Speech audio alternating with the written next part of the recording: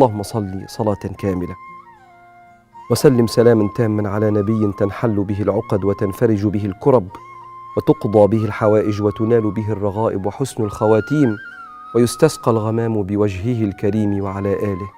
يا رب، كل سر مكشوف لديك وكل عيب لا يخفى عليك. ما أعظم شأنك وما أجمل ما نرى من واسع ملكك. يا رب، اجعل القرآن العظيم ملجأنا ودواءنا.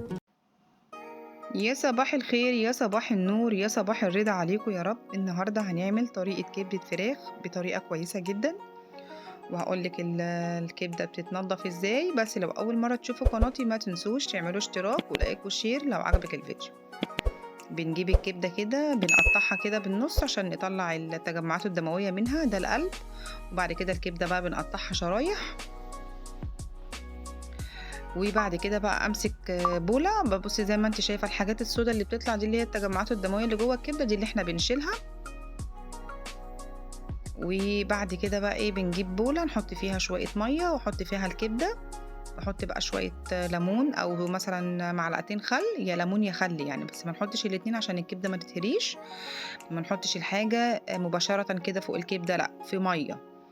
وبعد كده بقى نحط كم حب كده فلفل اسود حصى وشوية ملح. وبعد كده 10 دقايق عشان الكبدة ما تتهريش مني، اروح ماسكاهم حطاهم في مصفى عشان تنزل اي زفارة وكده، واشطف بقى شطفة بسيطة كده. وبعد كده بقى ايه، الكبدة بتاعتي بقت نضيفة اهي زي ما انت شايفة، ما فيهاش اي حاجة، وكده بقت ريحتها حلوة جدا.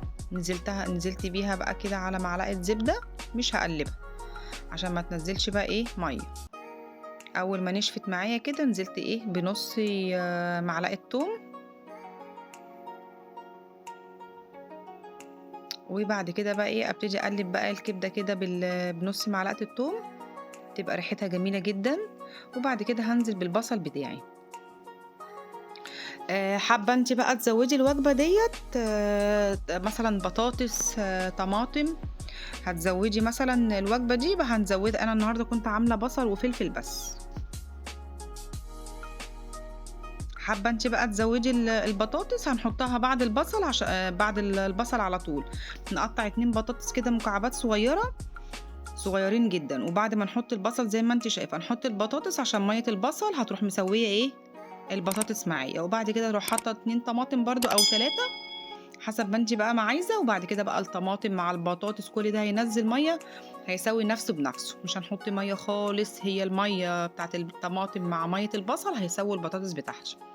واول ما اتاكد كده ان هي استوت معايا هنزل باخر حاجه الفلفل. يعني انا هنا كده خلاص كانت الكبده خلاص دقيقتين او 3 كده وخلاص هطفي. نزلت ايه بالفلفل بتاعي عشان يبقى مقرمش كده وحلو، ما يبقاش مهري. حطينا بقى ايه سنه قرفه وكمون وفلفل اسود وحاجه بسيطه من الملح عشان كنت حاطه في التومه ملح. وبعد كده خلاص غرفتها، وهي دي كانت الغدوه بتاعتي النهارده. حابه تعمليها جنب مكرونه، حابه تعمليها في سندوتشات وعليها طحينه. هي دي كانت الوجبة بتاعتي النهاردة. وما تنسيش تخشي دلوقتي تعملي لي اشتراك وتعملي لي لايك عشان قناتي تكبر بيكم. وبحبكم في الله، والسلام عليكم ورحمة الله وبركاته.